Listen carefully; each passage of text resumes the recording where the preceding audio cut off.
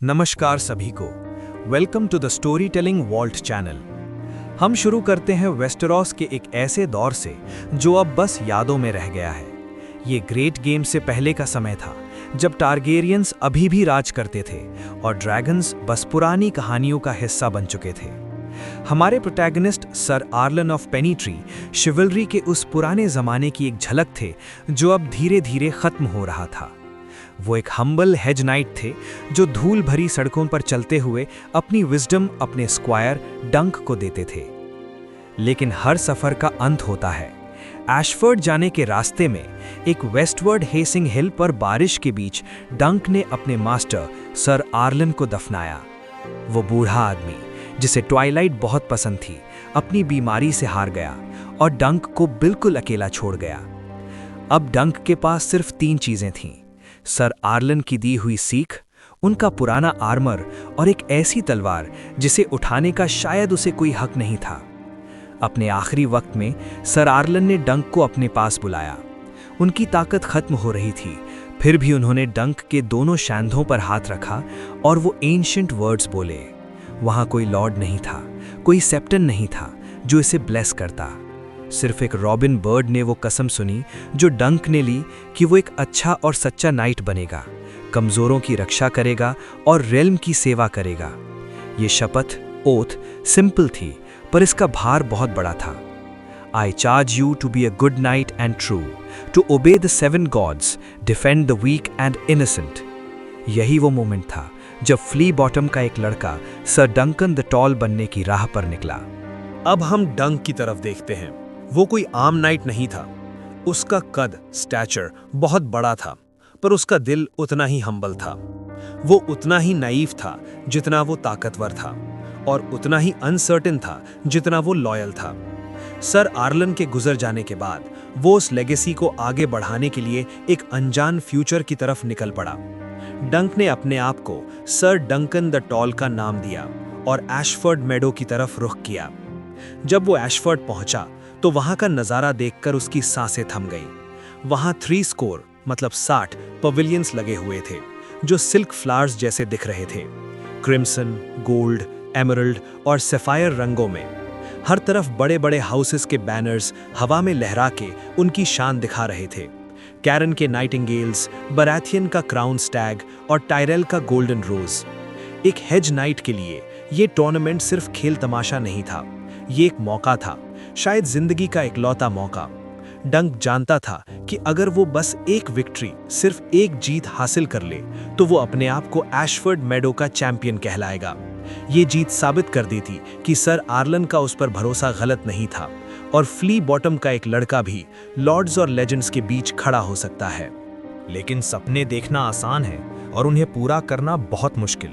बड़े लॉर्ड्स का सामना करने के लिए डंक को आर्मर की जरूरत थी जो वो अफोर्ड नहीं कर सकता था, और हिम्मत की जरूरत थी उन लोगों को चैलेंज करने की जो ग्रेटनेस के लिए ही पैदा हुए थे। यहाँ स्टेक्स बहुत हाई थे। एक चैंपियन के खिलाफ सिर्फ एक बार जीतना उसे इज्जत दिला सकता था, लेकिन हारने का मतलब था सब कुछ खो देना। उसका घोड़ा, उसका आर्मर और वो सपना भी। आर्मर लेने के लिए उसे स्टीली पेट के पास जाना पड़ा, जिसके लिए उसे अपने वफादार घोड़े स्वीट फुट को बेचना पड़ा। ये एक डेस्परेट गैम्बल था। उसने अपना सब कुछ दांव पर लगा दिया था। अगर किस्मत ने साथ दिया और गॉड्स मेहरबान हुए तो शायद एक हेज नाइट अपनी औकात से ऊपर उठ सकता था, लेकिन हकीकत ये थी कि फेलियर का मतलब था कि वो वापस वहीं बन जाएगा जहां से वो शुरू हुआ था, कुछ भी नहीं। ये डर और उम्मीद का मिक्सचर ही डंक के इस सफर को इतना इंटेंस बनाता है।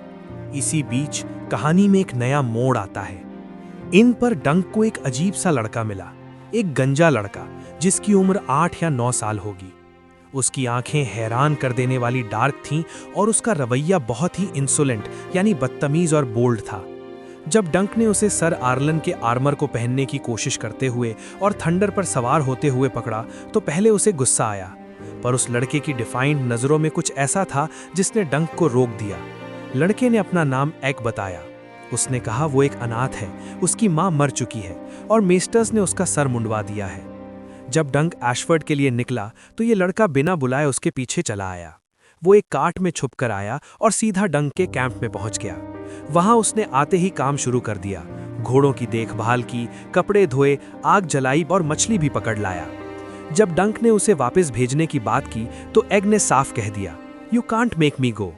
डंक चाहता तो उसे मारकर भगा सकता था, पर शायद उसे उस लड़के की जिद में अपना बचपन दिखा, या शायद ये गॉड्स का तरीका था एक पुराना कर्ज चुकाने का, क्योंकि सर आर्लन ने भी तो डंक को तब अपनाया था जब उसका कोई नहीं था। एग सिर्फ एक आम लड़का नहीं था, उसे 7 किंगडम्स के हर नाइट के बारे में पता था, उनके बैनर्स और उनकी विक्ट्रीज उसे मुंह जुबानी याद थी। एशफर्ड मेडो का माहौल तब पूरी तरह बदल गया जब रॉयल पार्टी वहां पहुंची। 100 राइडर्स दरवाजे से अंदर आए, जिनमें ग्लीमिंग आर्मर में नाइट्स और रॉयल लिवरी में सिपाही शामिल थे। लेकिन सबसे खास थे वो बैनर्स, काले सिल्क पर हाउस टारगेरियन का 3 हेडेड ड्रैगन जो आग उगल रहा था, और उनके बीच में थे प्रिंसेस ऑफ द ब्लड। सबसे पहले प्रिंस बेलॉर ब्रेक्सपियर, जो हैंड ऑफ द किंग भी थे। वो हर तरीके से एक आइडियल प्रिंस थे, लंबे, ताकतवर और न्यायी यानी जस्ट। उनके बाल डार्क थे जो उन्हें अपनी डॉनिश माँ से मिले थे, पर उनकी नोबिलिटी पर किसी को शक नहीं था। सर अरलान हमेशा कहते थे कि जब तक बेलॉर हैं, रेल्म सुरक्षित है। फिर थे प्रिंस मेकार, बेलॉर के छोटे भाई। वो पावरफुल थे पर हमेशा अपने भाई की परछाई में रहते थे। उनका चेहरा पॉक्स स्कार्स से भरा था जो उन्हें डरावना बनाता था। पर सबसे ज्यादा ध्यान खींचा प्रिंस एरियन ब्राइट फ्लेम ने। वो दिखने में किसी मेडन की तरह खूबसूरत थे, विद सिल्वर गोल्ड कर्ल्स और वायलेट आईज। वो आग के रंगों के कपड़े पहनते थे, रेड, येलो और गोल्ड। लेकिन उनके उस सुंदर चेहरे के पीछे कुछ गलत था। जब डंक उनसे मिला तो एरियन ने उसे नीच समझकर डिसमिस कर दिया। अफवाह ये थी कि वो बहुत क्रूएल हैं। और आखिर में प्रिंस वलार, बेलॉर के बेटे, जो थ्रोन के सेकंड एयर थे। उनके बालों में एक सिल्वर स्ट्रीक थी और वो ब्लैक पवेलियन में रहते थे। टूर्नामेंट का दिन आया। सुबह बहुत साफ और ब्राइट थी। डंक का पेट पत्थर जैसा सख्त हो गया था, क्योंकि वो जानता था आज वो राइड नहीं करेगा। पर वो और एग रेल्स पर खड़े होकर ये नज़ारा देख रहे थे। ट्रेडिशन के मुताबिक लेडी एशफर्ड को queen of love and beauty बनाया गया और 5 चैंपियंस उन्हें डिफेंड करने के लिए खड़े हुए। रूल सिंपल था, कोई भी नाइट आकर चैंपियन के शील्ड पर वार करके चैलेंज कर सकता था। जीतने पर वो चैंपियन बन जाता और हारने पर अपना घोड़ा और आर्मर खोना पड़ता। मैदान में घोड़े दौड़ने लगे और तलवारें टकराने लगीं। बड़े बड़े लेजेंड्स वहां लड़ रहे थे। ग्रे लायन ऑफ कैस्टली रॉक और लियो टायरेल के बीच जबरदस्त टक्कर हुई। The laughing storm sir Lionel Baratheon ने 9 लैंसेस तोड़े, तब जाकर उन्हें जीत मिली।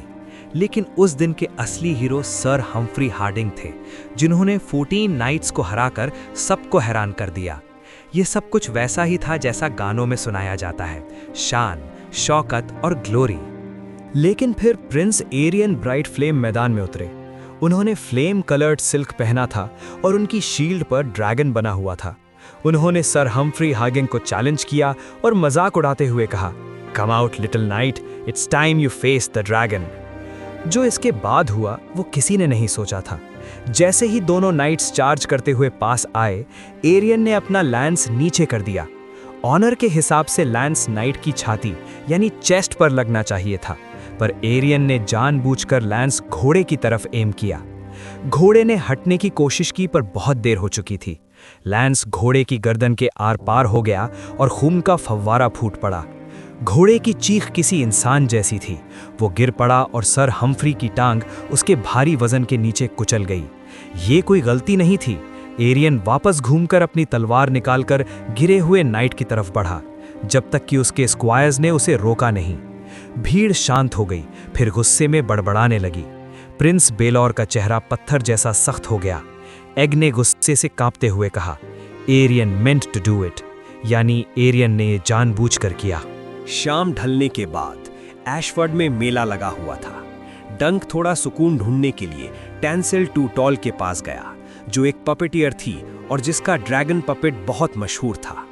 सब कुछ ठीक लग रहा था जब तक एग भागता हुआ नहीं आया और चिल्लाया, "sir Duncan, you have to run, he is hurting her."